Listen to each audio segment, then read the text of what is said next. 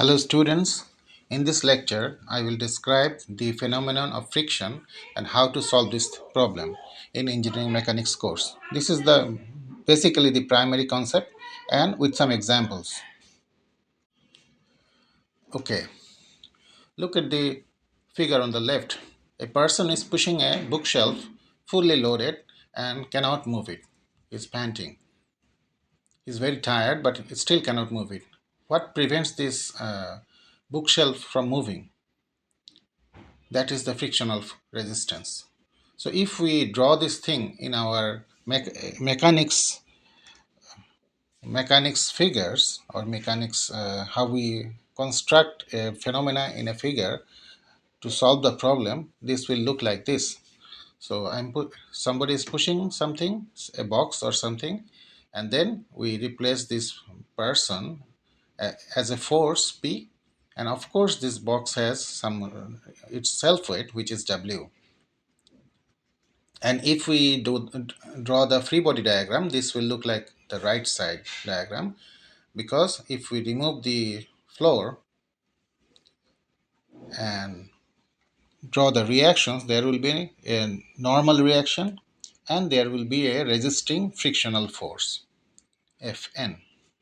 So if you notice that I did not put a new terminology for the resisting force, rather I multiplied the normal reaction with some factor F.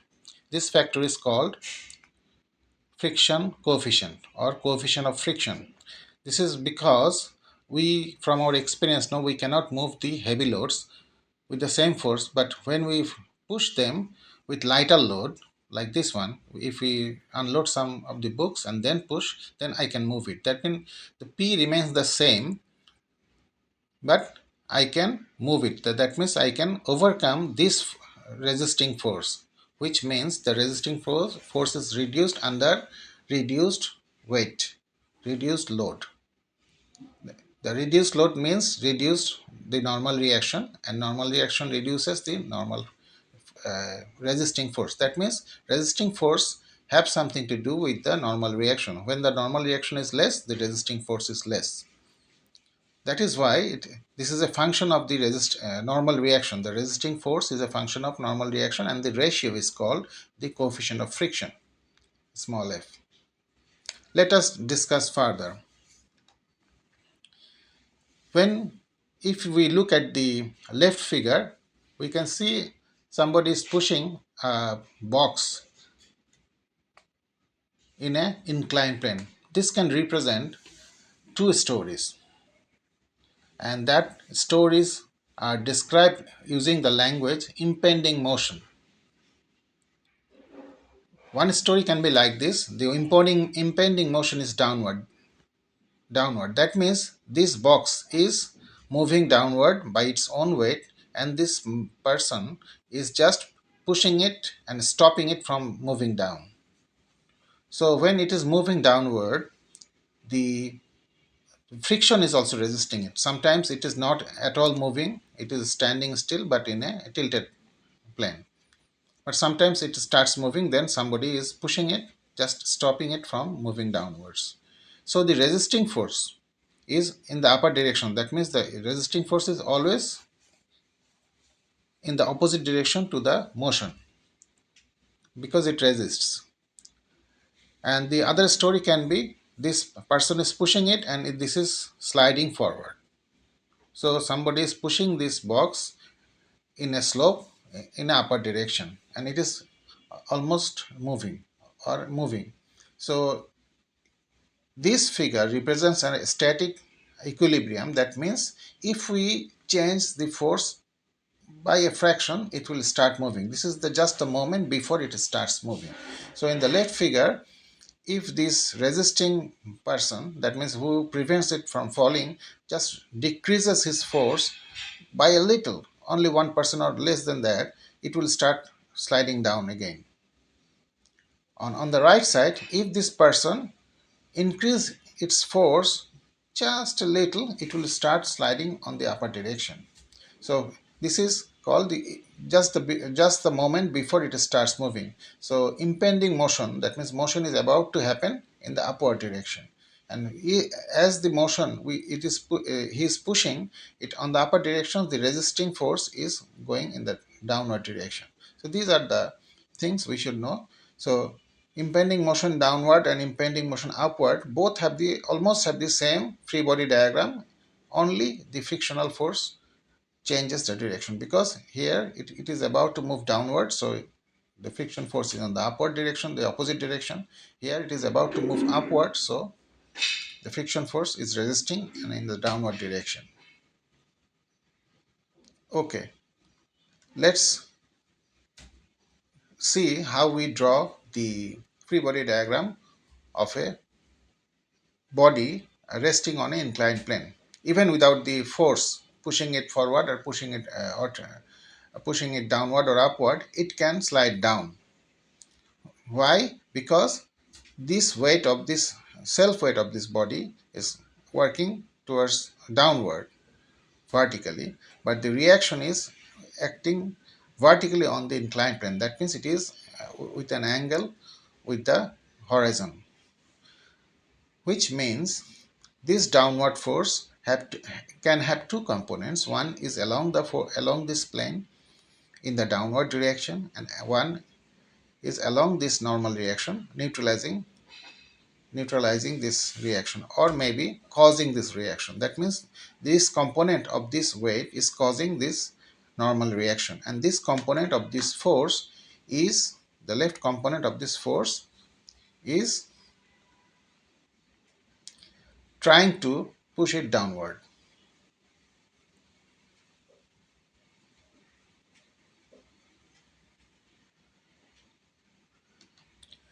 So if we equate this equation without any external force, only self weight can cause the frictional force and cause motion.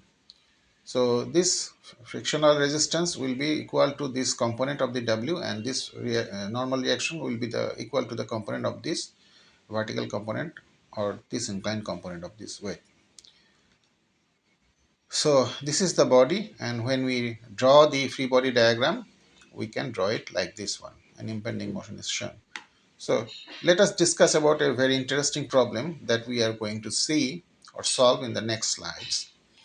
It it says that a box is resting on a plane and a force is applied, and if we try to change the this angle of this inclined plane, what is the minimum and maximum angle which can impede motion? That means which can initiate motion. That means here, if the angle is a smaller, imagine it as a car which has a running engine that applied a force Q, which represents this force Q, the engine power. So in this angle, it is not moving because it is too steep, but it is not going backward, it is about to go forward. If we can increase the engine power by a little fraction, it will start moving upward. It can climb the hill. In no way it is about to going downward, it is about to going upward. So the friction is working in the downside. So this is the free body diagram. But if we increase the angle, then the situation is like this. Still it is not moving, but it is about to fall from the slope. Okay, if we increase the engine power a little bit, it will not move upward. But if we decrease the engine power, it will start moving downwards. This is separate from this left figure, because if we increase the engine power, it will move upward, but if we decrease the engine power, it will not move in the downward direction, because it already have enough power to prevent it from going downward, because it has frictional force and other things. So if we change this inclined force and try to increase it, then it will fall from the slope. So these two phenomena is very interesting, and the next problem we are going to look is almost similar to that, but only difference is the engine power, while in these both cases are working along the plane. But the next problem, these force is horizontal all along. Let's see the problem. Here is the problem. It says there is a Q force is pushing this W box with a self weight of W and the angle is theta. If we read this thing, if FA or something, this is the frictional coefficient, is equal to 0.4, and W, that means the weight is 100 pounds, and the horizontal force Q is 100 pounds in this figure. Find the largest angle theta for equilibrium and the smallest angle for theta for equilibrium. That means when this angle is small, this force can cause upward motion, and if it is very high, this force, it is about to fall down, it is just barely making it stop from falling down. For largest theta, when we increase the slope, it is about to fall, this Q is enough, just enough to keep it in place.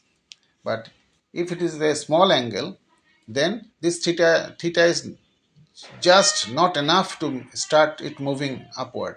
If we increase the theta Q a bit, it will start moving in case of a small. So I'm solving it for the largest angle. That means it is about to fall and it is preventing it from falling. So this is the free body diagram. The normal reaction here, Q is here and W is working here. So we are now, to solve it, we have two equations. The summation of all components along x-axis and a summation of all components of y-axis equals 0, because this is a static body, so the resultant is 0. And the angle is taken parallel to this inclined plane is x-axis, and the vertical to this inclined plane is y-axis. So these two forces Q and W will have components along y-axis and x-axis, but this N is along y-axis and Fn, the frictional force, is along x-axis. So summation of Fx, this Q cos theta, that means this component along the x-axis, this is on the right side, that means on the positive direction of the axis, and the minus W sin theta, that means theta is here. You can easily imagine this total is 90 degrees, so this is theta and this part is 90 degree minus theta. And this is also true from this other triangle. Okay, so this is the angle, this is the equation for summation of forces along x-axis equal to 0, and this is the other equation. And I guess you are already very familiar with this formation. You can form these equations looking at the figure. So what is the next part of this solution?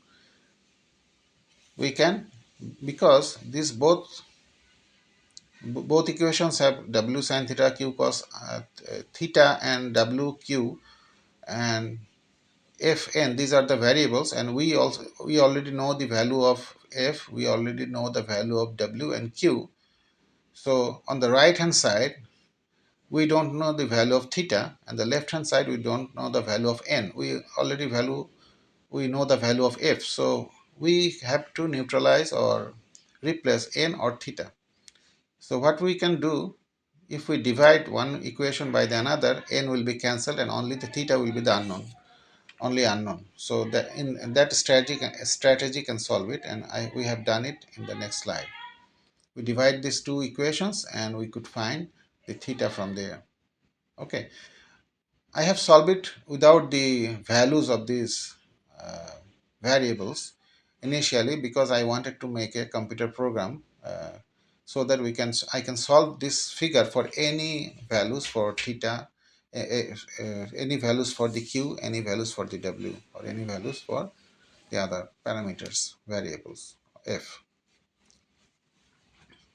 and we can get a theta which is 66.8 degree. And for the minimum angle, as we have discussed before, the free body diagram is the same. Only thing is the frictional force will work in the opposite direction, because this body is about to move in the upper direction. Okay, so what happens, the if we replace the frictional coefficient in the opposite direction, it satisfies everything. Just check it out.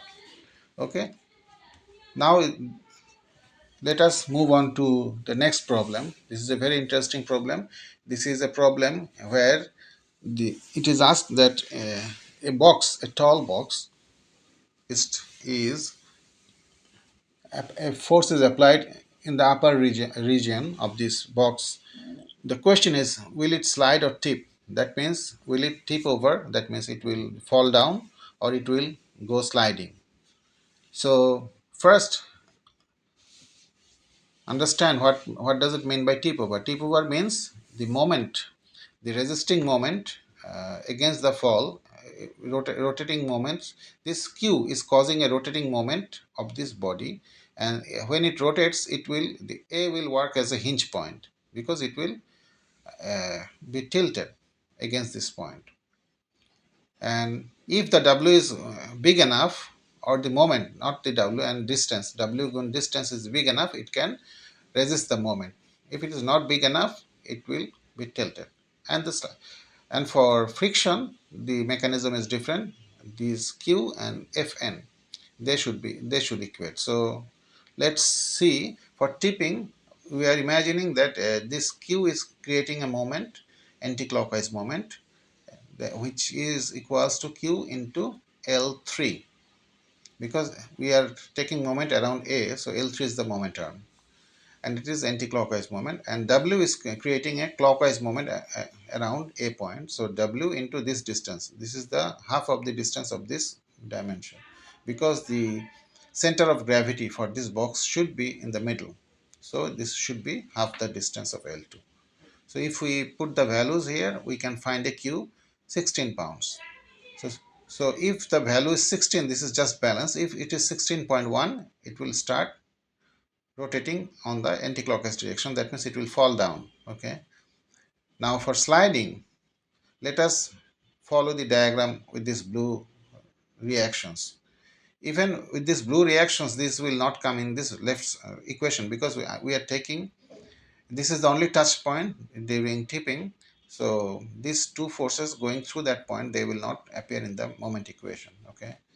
For sliding, you can say the summation of Fy is equal to N W, these two forces only, so N equal to W. So we know the W, it is 80 pounds, and then we need the frictional force, that means F into N. Let us equate. So Fx, and we can find Q equal to F into N. We already found N, so this is 20 pounds. That means when we are steadily increase the force, we are applying 5-pound force, no, nothing is happening. We are applying 10-pound force, nothing is happening. We are applying 15-pound force, nothing is happening. Then we are applying 16-pound force, nothing is happening. When we apply 17-pound force, it falls down. But still it is not sliding, because to create a slide we need 20-pound force, because it will not start moving, because this is the sliding resistance. Then we increase, then it fell down on the longer side. Then we still increasing the force, 16 to 17, nothing happens, only it is just lying on the ground. 18, 19, 20, and when we increase the force beyond 20, it starts sliding after tipping over. So the answer is, it will tip over if we increase the forces. The same problem in an inclined force will look like this. Okay, just apply some other methods to analyze the inclined force. So these reading materials will be supplied to you. I hope it will help you to understand the problem better, and more lectures are in the following videos. Thank you very much for listening.